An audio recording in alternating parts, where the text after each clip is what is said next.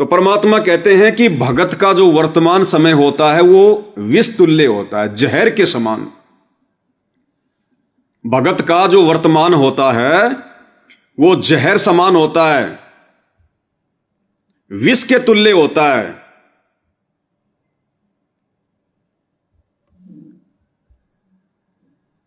और जो उनका भविष्य होता है वो अमृत के समान होता है, अमृत तुल्य, अमृत के समान होता है। तो वर्तमान में इस परीक्षा के समय में यदि किसी का भविष्य, यदि किसी का वर्तमान अमृत के तुल्य है तो समझ लेना भाई और बहनों वो गलती पर है। और आने वाले समय में उसका भविष्य, उसका जीवन जहर समान होगा। और वर्तमान में जिसका समय जहर के समान है, अगर वो मर्यादा में रहा, दृढ़ रहा, भक्ति नहीं छोड़ी, तो उसका भविष्य अमृत के समान होगा, अमृत के समान, अमृत के समान।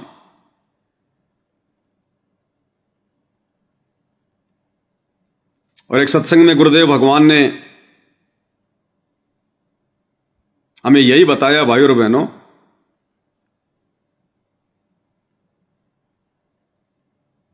इस सत्संग में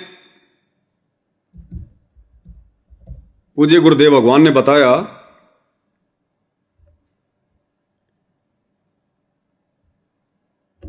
कि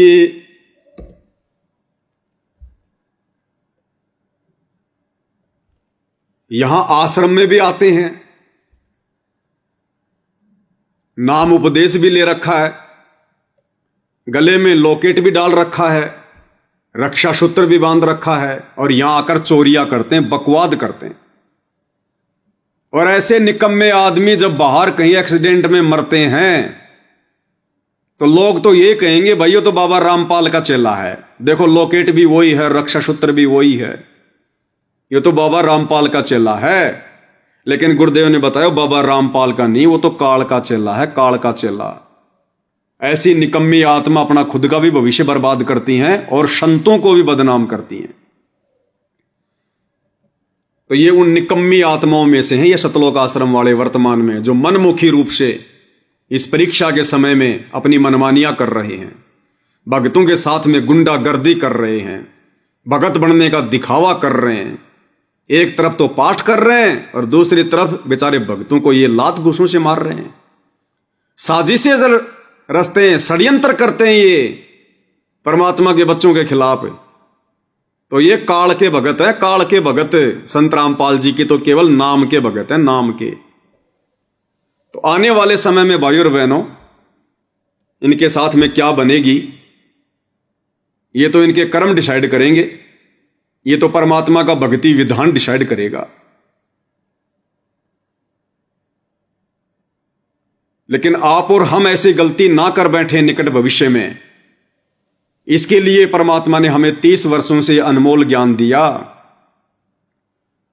और उसके बाद फिर परमात्मा ने साध संगतियां शुरू करवाई ताकि आत्माएं अपने गुरुदेव भगवान के विधान से परिचित रहें, भक्ति मार्ग पर आंख खोल के चलें, ज्ञान को आधार बनाकर चलें। ये गुरु जी के बेटा बेटी को देखकर चलने का मार्ग नहीं है, ये किसी कोऑर्डिनेटर को देखकर चलने का मार्ग नहीं है, ये भेड़ चाल में देखा देखी में चलने का मार्ग नहीं है। बहुत बड़ा धोखा खा जाएंगे। आज तो छोटी सी बात होगी, लेकिन जब युगों युगों गधे कुत्ते सुअर बनकर कष्ट उठाएंगे या मनुष्य जन्म प्राप्त करके भी दुनिया भर के कष्ट उठाएंगे, कभी एक्सीडेंट में हाथ कटेगा, कभी पैर कटेगा, कभी भयंकर रोग लगेगा, कभी बेटा मरेगा, कभी बेटी मरेगी, तो ये बहुत भयंकर आफत उस समय फिर हमने मोल ले ली होगी, बहुत भयंकर। इसलिए गुरुदेव भगवान ने रजा बख्शी है आप और हम सभी भाई बहनों पर। परमेश्वर ने अपने विशेष आशीर्वाद से साथ संगतियां शुरू करवाई है ताकि हम गुरुदेव भगवान के सत्संगों को गहराई से समझकर उनके विधान के अनुसार चलें और अपनी जो मनमुखी सोच है, मनमुखी धारणा है, उसको हम त्याग दें और समय रहते अपनी तमाम गलतियों की गुरुदेव भगवान से नाक रगड़ रगड़ के क्षमा याचना कर लें और ऐसे निकम्मे भक्तों की कुसंगति से बचें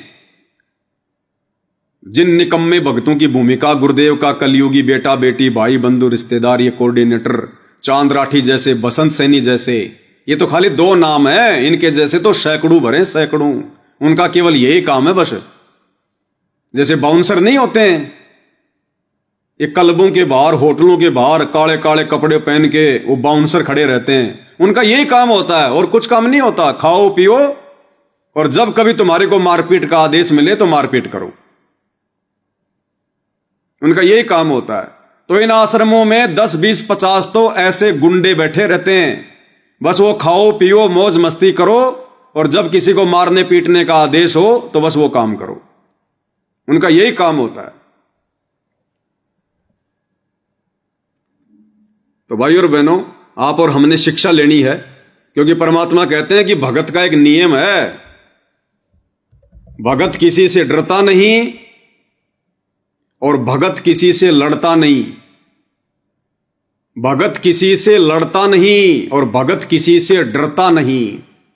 लड़ता इसलिए नहीं क्योंकि उसको अपने भगवान के विधान का ज्ञान होता है, और डरता इसलिए नहीं क्योंकि उसको अपने गुरुदेव भगवान पर विश्वास होता है कि मेरा गुरु समर्थ है, यदि मैं उसकी आज्ञा में चलूंगा, यदि मैं उसके वचन में रहूंगा तो मेरी रक्षा मेरा गुरु करेगा, जैसे प्रहलाद की मीराबाई की। इसलिए इस भक्ति मार्ग पर भगत कभी लड़ता नहीं, भगत कभी डरता नहीं। अन्यथा इन लोगों ने तो मेरे ऊपर झूठा 420 का मुकदमा हिसार में इसी बात को लेकर तो लगाया था कि ये पवन दास जब इसके ऊपर मुकदमा लगा देंगे, एक बार जेल भेज देंगे तो ये डर कर बैठ जाएगा कि भाई अब मैं मैनेजमेंट के खिलाफ कैसे बोलूं, अब मैं मैनेजमेंट के कुकर्मों पर वीडियो कैसे बनाऊं, मुझे तो हर महीने हिसार में तारीख पे जाना पड़ेगा और वहां ये लोग मुझे मारेंगे पीटेंगे तो पवन दास डर जाएगा। इन्होंने यही सोचकर मेरे ऊपर ये झूठा मुकदमा करवाया, अपने भी कर्म फोड़े और गुरुदेव भगवान को भी मानुष मानकर यह साबित कर दिया कि हम गुरु को कुछ नहीं मानते। और दास की भाई सत्संग आधार से परीक्षा थी, दास की परमात्मा परीक्षा ले रहे हैं कि भाई मैंने तो यह कहा हुआ है कि भगत कभी लड़ता नहीं, अपनी तरफ से भगत कोई बकवाद करता नहीं, लड़ाई झगड़ा करता नहीं, और सामने वाला यदि जबरदस्ती करेगा, लड़ाई झगड़ा करेगा तो फिर भगत ने डरना नहीं, क्योंकि भगत के साथ फिर भगवान होता है। एक तरफ तो हम अपने भगवान के गुण गा रहे हैं दिन रात, सतलोक की महिमा कर रहे हैं कि आज धरती पर वही भगवान है संत रामपाल जी के रूप में, जिसने भगत प्रहलाद को बचाया, मीराबाई को बचाया। और दूसरी तरफ यदि हम डर कर बैठ जाएंगे, सच का सामना नहीं करेंगे, तो फिर हम काहे के भगत हैं फिर? अरे मरना तो एक ही दिन है, बार बार थोड़ी मरना है, और हमारी मौत भगवान के हाथ में है। अब काल का विधान थोड़ी हमारे ऊपर, अब तो गुरुदेव भगवान का विधान है, और जिस दिन गुरुदेव भगवान चाहेंगे उस दिन मौत होगी। बाकी बसंत सैनी जैसे, चांद राठी जैसे टट्टू, ये कीड़े मकोड़े, ये मच्छर जाए कितना भी बनाते रहो, ये बाल भी नहीं उखाड़ सकते किसी सत्सेवक का, बाल भी। इसलिए हमने लड़ना भी नहीं, हमने डरना भी नहीं, और डंके के चोट पर हमने सच भी कहना है। इसीलिए तो गुरु जी कहते हैं कि कबीर का मार्ग कठिन है, नहीं कायर का काम, और इस पर चला कोई सूरमा या 8 पैर संग्राम। जलाऊं भी, तपाऊं भी, चिमटे से खाल उतारूं, फिर भी जो ले नाम हमारा उसको पार उतारूं। और हर महीने जाएंगे भाई, जब जब तारीख पड़ेगी हिसार में जाएंगे। वकील भी इनके भगत हैं, मेरी तारीख जो करवाता है वो लड़का भी गुरुजी से नाम उपदेशी है, वो सारी सूचना देता है कि हाँ इसकी तारीख हो गई है, अब ये कोर्ट से बाहर निकल गया है, अब ये बाहर आ गया, गेट पर आ गया, सारी सूचना देता है वो भगत है। और चांद राठी जिसने मुकदमा कराया वो भी भगत है, और ये गुंडे जो मारने के लिए आते हैं वो भी भगत हैं। तो भैया अब देखना यह है कि भगत जीतेगा या भगवान जीतेगा। अब देखना यह है कि गुरु की महिमा करने वाले भगत सुरक्षित रहेंगे या काल के गोद में बैठकर ड्रामा करने वालों की जो है ज्यादा चलेगी। अब यह परमात्मा ने देखना भाई, क्योंकि उदाहरण बन रहा है। अगर भगवान के भगत हार गए तो ये उदाहरण बन रहे हैं, एग्जाम्पल बन रहे हैं। आने वाले समय में कोई भगवान की भक्ति नहीं करेगा कोई। अगर भगवान के भक्तों पर अगर आंच आ गई तो असल में अगर कोई भगत है तो कोई भक्ति नहीं करेगा फिर आने वाले समय में। हिम्मत ही नहीं पड़ेगी लोगों की। ये उदाहरण देख देख के कि इतनी मर्यादा में रह रहकर इतने डर डर के भक्ति करने वाले, गुरु की आज्ञा में रहने वाले, गुरु को भगवान मानने वाले, और जब संत रामपाल जी ने उनकी रक्षा नहीं की तो हम क्या भक्ति करें फिर? छोड़ो, कुछ लेना देना नहीं है। ये वर्तमान में हिस्ट्री बन रही है, इतिहास बन रहा है ये। जय हमारा भगत पछोड़ी होई तो हमारा नाम ना लेवे कोई। तो क्या कह रहे परमात्मा कि भगत का लक्षण है, भगत कभी लड़ता नहीं और भगत कभी डरता नहीं। संत का एक नियम होता है, किसी से लड़ना नहीं और डरना नहीं, क्योंकि चोर डरा करते, साधु संत डरा नहीं करते। सिंह, सूरमा और संत आगे को बढ़ते हैं, पीछे को नहीं चलते। जो परमार्थी व्यक्ति होते हैं वो बैक नहीं होते, क्योंकि उनका उद्देश्य बुरा करने का नहीं होता है। तो क्या कहा गुरुदेव भगवान ने? जो चोर होते हैं वो डरा करते हैं, साधु संत भगत डरा नहीं करते। सिंह शूरमा हमेशा आगे को बढ़ते हैं, बैक नहीं होते, क्योंकि उनका टारगेट किसी का बुरा करना नहीं होता, परमार्थ करना होता है। परमार्थ करना, परमार्थ करना। तो भाइयों और बहनों, यह हमारी परीक्षा है वर्तमान में।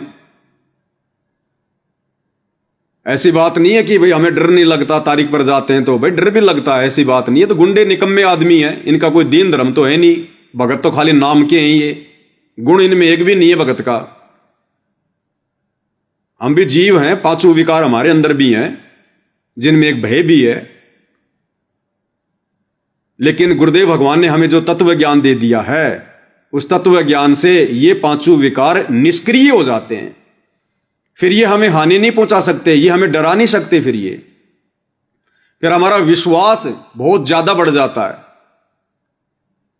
तो गुरुदेव भगवान के ज्ञान को आधार बनाकर अपने परमात्मा पर विश्वास करके फिर हम लोग आगे कदम रखते हैं, आगे कदम। अन्यथा ये तो मगरमच्छ है, मगरमच्छ काल के द्वारा पाले गए मगरमच्छ, और हम सत्सेवक हैं मछली। अब एक ही तालाब में मगरमच्छ और मछली भला कैसे रह सकते हैं? लेकिन पिछले 12 वर्षों से परमात्मा ने इन मगरमच्छों की पीठ के ऊपर बैठाकर और तालाब में हमारे को सैर करवा रहे हैं। इसलिए हमारा समर्थ पर विश्वास है, समर्थ पर। इसलिए हम लड़ते नहीं और हम डरते नहीं। हम डरते हैं अपने भगवान से, अपने गुरुदेव से।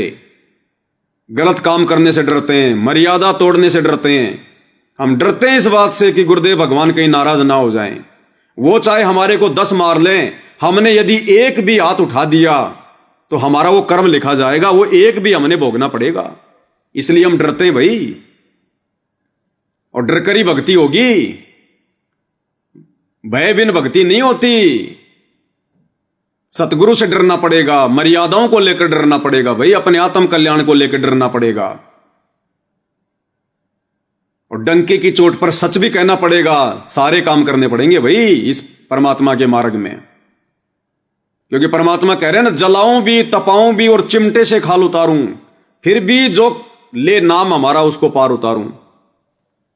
यानी हर प्रकार से तोड़ूंगा, जांचूंगा, परखूंगा, घण मारूंगा, और उसके बाद भी जिसके मन में जरा सा भी दोष नहीं आएगा और हमारी भक्ति करेगा और गुरु के चरणों में पड़ा रहेगा, कहते हैं उसको पार उतारूंगा। छोटी मोटी समस्या आ गई, किसी के पति ने कुछ कह दिया, किसी की पत्नी ने कुछ कह दिया, घर छोड़ के भाग गए, भक्ति छोड़ दी, गुरुजी में दोष देख लिया, ठोकर लग गई, पैर का नाखून उतर गया, मन में दोष आ गया, गुरुजी मैंने तो पिछले महीने पाठ करवाया था। तो ऐसे गीदड़ भक्ति मार्ग पर सफल नहीं होते, वो भाग जाते फिर छोड़ छाड़ के। इस भक्ति मार्ग पर तो युगों युगों से जो परमात्मा के दृढ़ भगत हैं, परमात्मा कहते हैं बाजी से राजी नहीं और चोरा नाल खुशहाल और मल अखाड़ा जीतेंगे युगन युगन के माल।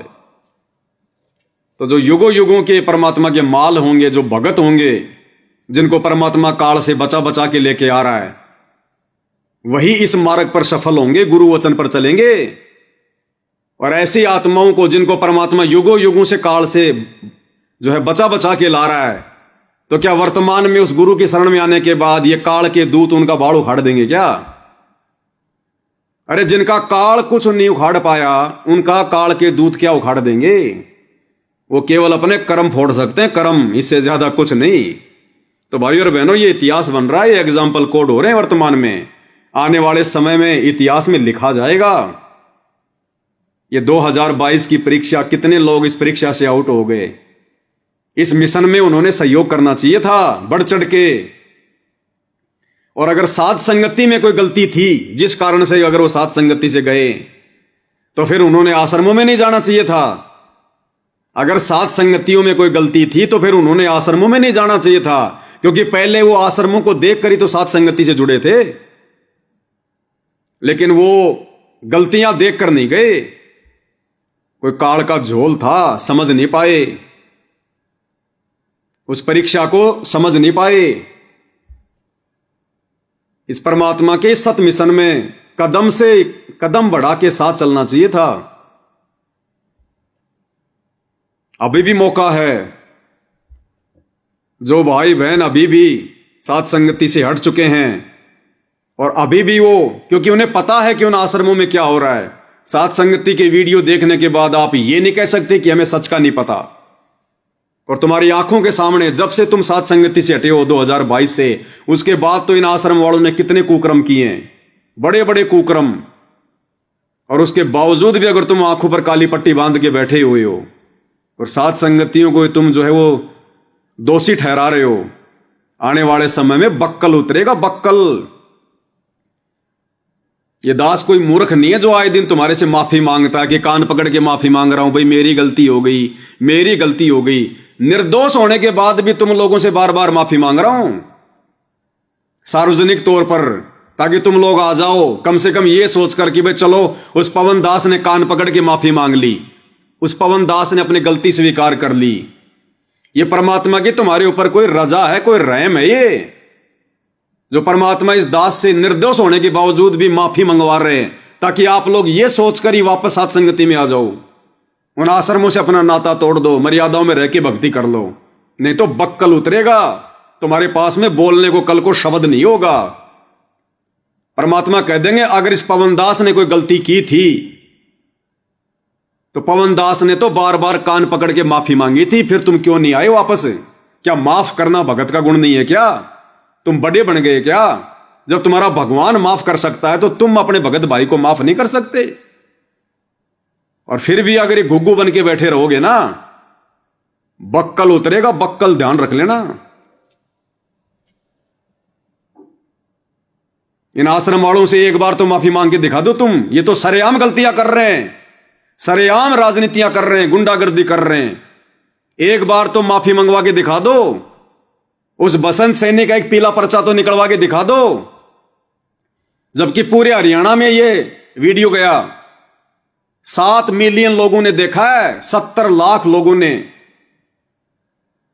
गुरुजी की बेटी के पास में भी फोन करके भक्तों ने बता दिया, कोऑर्डिनेटरों को भी फोन करके जो है बताया जा रहा है कि भाई ऐसी ऐसी घटना हुई है, और कोई आंखों से काली पट्टी उतारने को तैयार नहीं है। उसका एक पीला पर्चा तो निकाल दे मैनेजमेंट, सरेआम उसका वीडियो आ गया। हटाओ, देखिए उसकी सेवा। नहीं हटाएंगे, नहीं हटाएंगे। ये परीक्षा चल रही है, इसलिए आने वाले समय में बक्कल उतरेंगे, बक्कल। क्योंकि जानबूझ के सांची तेजी जारी है।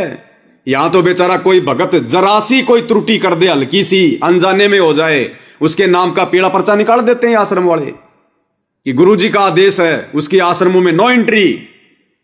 और वो बसंत सैनी सरेआम भक्तों को रोड पे पटक पटक के मार रहा है, मां बहन की गालियां दे रहा है, गुरुजी को बदनाम कर रहा है कि गुरुजी का आदेश है इस पवन दास को मारने का। एक पीला पर्चा तो निकाल के दिखा दो गुरुजी का परिवार उसका। तो ये है दोगला आचरण, ये है पक्षपात। और ये पक्षपात भाई ये बिंद वाले करेंगे